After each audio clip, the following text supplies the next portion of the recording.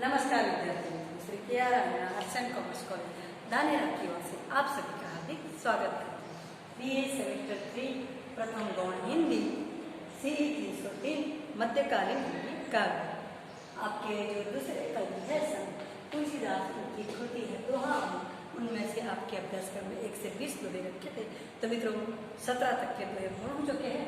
आज के हम दोहा नंबर 18 और 19 देखेंगे तो आपके दोहा के पूर्ण हो जाएंगे। तो देखो मित्रों 18वें नंबर का दोहा पढ़ते हुए तो उसमें कहा बद्यो बदिक पर्यो पुण्य जल उल्टी उठाई चौंच तुलसी चातक प्रेम पट मरतहू लगी न चौंच मरतहू लगी न। क्या कहते हैं देखो बद्यो बदिक, बदिक का मतलब होता है मित्रों बद्यो बदिक, बदिक का मतलब होता है मित्रों शिकारी।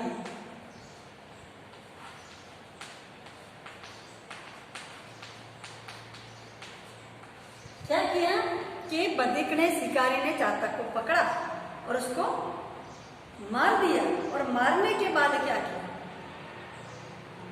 उसका जो शरीर का हिस्सा था जो उसके काम के लायक वो ले लिया, बाकी का फेंक दिया। और फेंकने के बाद पर्यो पुण्य जल, पर्यो यानी कि पृथ्वी के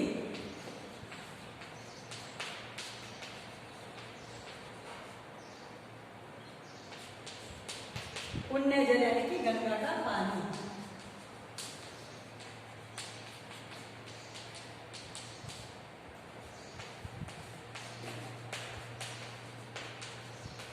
मित्रों यहाँ पर जो कहते हैं कि बदिक ने शिकारी ने चातक को मारकर उसके शरीर के हिस्से को कुछ को नीचे फेंका, पर पृथ्वी के पुण्य जल में गंगा के पवित्र पानी में। फिर भी क्योंकि आपको इसलिए थोड़ी देर बता दूं कि गंगा नदी के पानी को हमारे शास्त्रों में बहुत ही श्रेष्ठ उत्कृष्ट बताया है। कहा जाता है लोगों की मानसिकता है कि गंगा में स्नान करने से सारे पाप धुल जाते हैं। मित्रों ऐसा तो नहीं होता है कि आप इस प्रकार के करेंगे तो लोग रोज रोज खून खराबा करके उसमें नहा लेंगे तो सब हो जाता है, संभव नहीं है। पर हाँ इतना जरूर है उसकी पाने की एक विशेषता निश्चित है। धार्मिक रूप से भी हम मानते हैं या जो भी मानते हैं उसके पानी में कभी जो लीप कहते हैं वो लगती नहीं है। उत्कृष्ट कोटि का उसका पानी है कि रोग प्रतिकारक सामने उसकी कितनी क्षमता है। तो कभी आप घर पे लाकर कितने भी साल रखोगे पानी जैसा का वैसा ही रहता है। तो यहाँ पर देखो कि ऐसे पुण्य जल में बदिक ने चातक को मारने के बाद गंगा नदी के पुण्य जल में ध्यान दिया। फिर भी चातक ने क्या किया देखो मरने के बाद उल्टी उठाई चौंच, अपने चौंच को पानी में गंगा के पानी में भी डूबने नहीं दिया, अपनी चौंच को उल्टा उठाकर रखा, शरीर भले डूबने दिया। क्यों? क्योंकि उसका नियम था कि आजीवन मेघ के स्वाति नक्षत्र के जल के अलावा और किसी पानी को मुंह में नहीं रखूंगा। अगर चौंच अंदर चली जाती तो मुंह में गंगा का पानी भी चला जाता, पर अपने प्रेम का नियम तोड़ना नहीं चाहता था। तुलसी चातक प्रेम पट मरतहू लगी न खोज। तुलसीदास क्या कहते हैं कि चातक के प्रेम पर उसके मरने के बाद भी खोज यानी कोई कमी उद्धृत नहीं हुई। देखो तुलसीदास ने कहते हैं कि यहाँ पर बदिक ने पकड़ा चातक को, मारा, मारने के बाद पृथ्वी के पुण्य जल गंगा के पानी में उसको फेंक दिया। फेंकने के बाद भी उसने अपनी चोंच को ऊपर उठाकर रखा ताकि उसमें गंगा का पानी प्रवेश न जाए। तो तुलसीदास कहते हैं कि देखो यहाँ पर चातक की अपने प्रेम के प्रति की निष्ठा, स्वामी भक्ति, अपना उत्कृष्ट लेवल का प्रेम देखो कि मरने के बाद भी उसने अपने प्रेम पर कोई खरोंच कमी नहीं आने दी। यहाँ कर पर चातक की प्रेम की प्रधानता बताई है। चातक का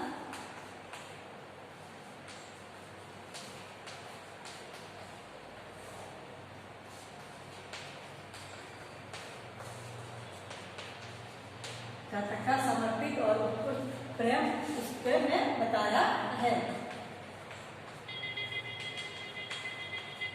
अब दोहा नंबर 19 हम देखिए। देखो मित्रों क्या कहते हैं उसके मरने के बाद तुलसीदास आल वाला मुक्ता हलनी हियस ने तरुमिल होई हेत चित चातक ही स्वाति सलिल अनुकूल।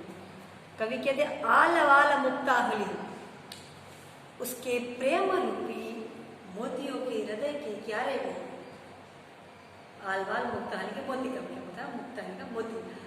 उसके हृदय रूपी क्यारी में, जैसे हम कोई पेड़ पौधा लगाते हैं तो उसके पहले उसको गाड़ कर उसको इस प्रकार से उसमें पानी समाहित रहे, ऐसा कुंडा जैसा बनाते हैं ताकि उसमें पानी डाले तो रह जाए।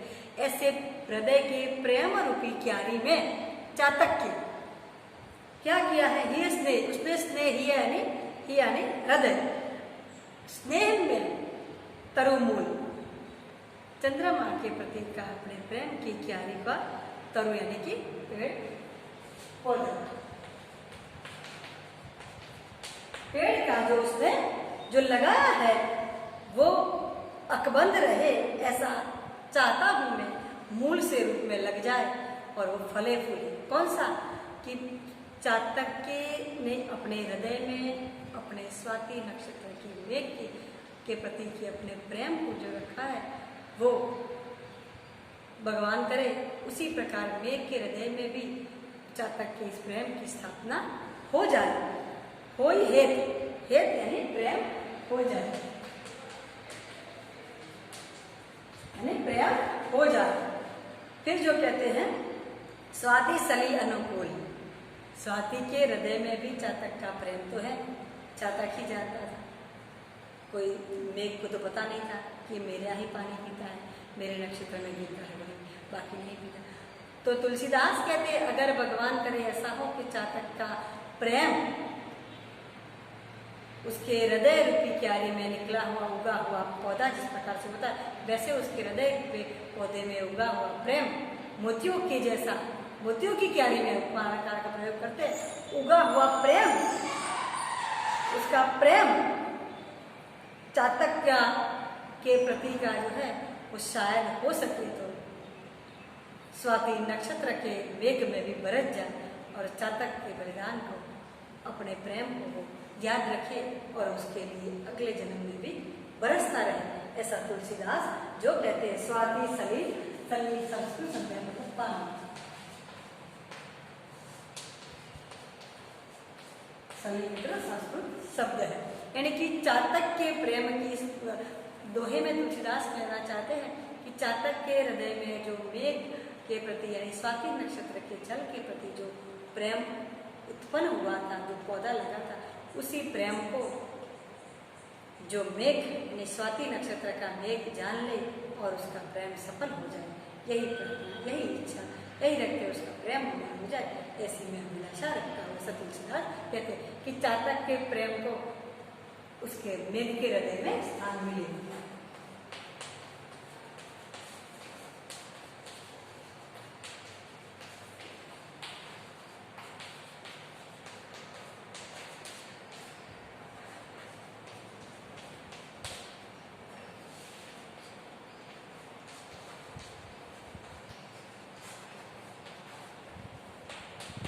चातक के जो प्रेम को है वो स्वाति नक्षत्र का मेघ भी जाने और उसको स्वीकारेंगे। कहने का मतलब है कि भक्त जिस प्रकार से परमात्मा की भक्ति करके समर्पित हो जाता है पर और उसकी बुद्धि भी हो जाए, पर परमात्मा उसकी भक्ति के, उसके प्रेम को, उसकी निष्ठा को जाने और अपने हृदय में स्थापित करे तो भक्त का जीवन सफल हो जाएगा।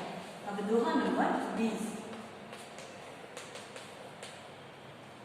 देखो, अंतिम दोहे में तो उपदेशात्मक बात कही है तुलसीदास ने, जो देखो कै लघु कै बड़ मित बल समझ स्नेह दुख होई, तुलसी जो द्रुत मधु सरिस मिले महाविष होई। क्या कहते हैं तुलसीदास, कै लघु के बड़े, लघु यानी छोटा, छोटा, बड़े यानी बड़ा।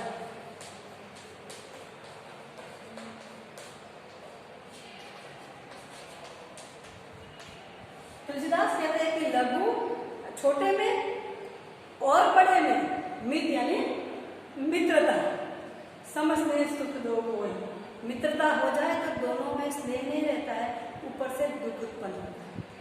इसके लिए उन्हें उदाहरण दिया है, क्योंकि मित्र देखो कि कोई भी दो मित्र होते हैं, एक थोड़ा सा गरीब हो, जमर का और अमीर हो तो उनकी बनती है, क्योंकि उस मित्र के में सभी अपने घर में जो हुक्म चलती है ऐसा ही वातावरण उसके घर में भी उस मित्र पर भी चलाना चाहेगा और उसके जैसा ही धनिक समान मित्र होगा तो उसके जो होगी उसका दबाव उसको पसंद नहीं आएगा। तो धीरे धीरे करके उसके भीतर भी जो भावना होगी वो मित्रता में बीच में खारापन कमी आएगी और कब धीरे धीरे करके वो दूर हो जाएगी।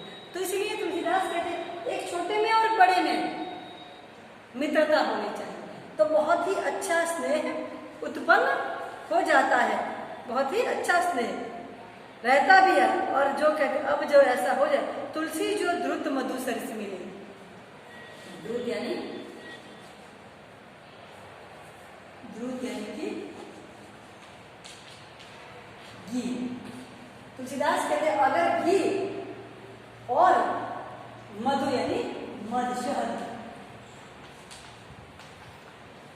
शहद जिसे हम मध कहते हैं, अगर घी और शहद समान मात्रा में मिल जाए महाविष को, अगर उन दोनों को कुछ कम ज्यादा प्रमाण में डाले जाए तो सबसे आयुर्वेद के हिसाब से तो सबसे बड़ी औषधि होती है। पर अगर गलती से भी आप बिल्कुल समान मात्रा में डाल देते हो तो वही बड़े की बड़ी औषधि सबसे बड़ा विष जहर बन जाती है। तो तुलसीदास इसके जरिए बताना चाहते हैं, संसार के जो उदाहरण देने चाहते हैं कि छोटे बड़े में मित्रता हो, छोटे बड़े में रिश्ते स्थापित हो। यानी कि हम लोकनायक का काम के संसार के लोगों को उपदेश दिया कि आप शादी ब्याह करो, रिश्ते स्थापित करो, पर इस प्रकार से करो कि आप अपने समान से में करेंगे तो आपके भीतर भी जो भावना अहंकार की ज्यादात भी होगी, सामने वाले में भी होगी, तो आपका रिश्ता टिकेगा नहीं। अगर आपको टिकाना हो तो आप उच्च नीच के लेवल में करो, तो आपको एक दूसरे के प्रति भाव बड़ा रहेगा। वो सामने वाला आपको आदर देगा, आप कुछ करोगे तो आपको अच्छा लगेगा, और जो आप निम्न पे हो तो सामने वाला आपके लिए ध्यान रखेगा, कुछ करेगा तो आपको उसके प्रति आदर बढ़ेगा ही। यानी संसार में लोगों को उपदेश देते, इसीलिए उन्होंने सबसे श्रेष्ठ आयुर्वेद का उदाहरण दिया है कि जो आप सब जानते हो कि कथा पूजा में जो पंचामृत बनाते हैं उसमें मध है यानी कि शहद है, घी है, दही है, दूध है और जो पानी मिलाकर, जो 5 चीज़ें मिलाकर जो पंचामृत कहते हैं सबसे श्रेष्ठ होता है बनाते। पर अगर उसमें उन दोनों का शहद और घी का प्रमाण कम ज़्यादा होना चाहिए। अगर समान मात्रा में ले लेते हैं तो क्या होता है, सबसे बड़ा वो जहर विष बन जाता है। यानी कि इस दोहे में तुलसीदास ने संसार के लोगों को एक प्रकार का उपदेश संदेश दिया है कि मित्रता और हमारा रिश्ता समानता में कभी नहीं टिक सकता, एक दूसरे के बीच के अंतर में भी रहता है कि रिश्तों में किसी प्रकार के मित्रता में भी समानता पीड़ादायक होती है। कहते हैं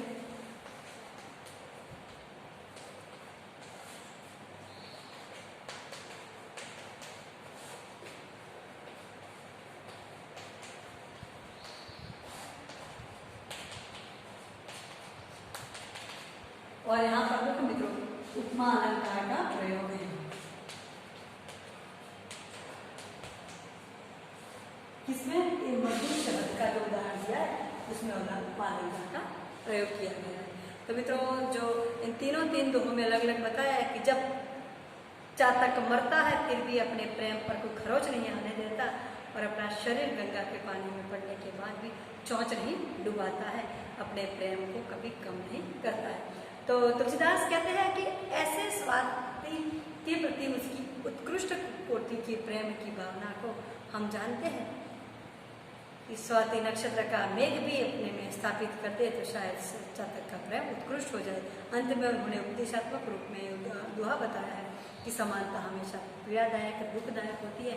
और इस प्रकार से जो उपमा अलंकार में बताया है कि मधु और घी समान मात्रा नहीं मिल जाए तो जहर बन जाते हैं और वो एक दूसरे कम मात्रा में होती है तो सबसे बड़ा औषध होती है। तो मित्रों यहाँ पर आपके लिए दोहा हो देखिए 1 से 20 दोहे थे, तो 20 के 20 दोहे यहाँ पर पूर्ण हो गए। यानी कि आपकी वैष्णव में उनकी 5 कृतियों के पद रखे हैं, रामचरितमानस, दोहावली, कवितावली, गीतावली और विनय पत्रिका। तो उसमें जो आपके रामचरितमानस के और दोहावली दोनों के दोहों का भावार्थ पूर्ण हो चुका है मित्रों। अब उसके आगे के वीडियो में मैं उनकी जो दूसरी पुस्तक है कवितावली, उसके देखो मेरे दोहा के दोहे छोटे छोटे तो मैंने दो दो तीन तीन साथ लिए, और उसके पद तो रामचरितमानस की तरह बड़े बड़े और अलग अलग हैं। तो मैं आपको अब आगे के वीडियो में जो कवितावली के हमारे पद हैं उनका भावार्थ आपको समझाऊंगी, और दोहों का भावार्थ ध्यान से सुनकर याद रखना। हो सके तो मैं आपको इसके दोहों की PDF पुस्तक में से करके आपको ग्रुप में भेजूंगी, तो साथ रख के समझना, तो आपको सरलता से समझ में आ जाएगा। और सबसे महत्वपूर्ण बात, आपको संदर्भ में के लिए पूछे जाएंगे कोई भी दोहे, इसके लिए खास कर याद रखना। तब अब आगे के वीडियो में आगे की चर्चा करेंगे, तब तक के लिए धन्यवाद।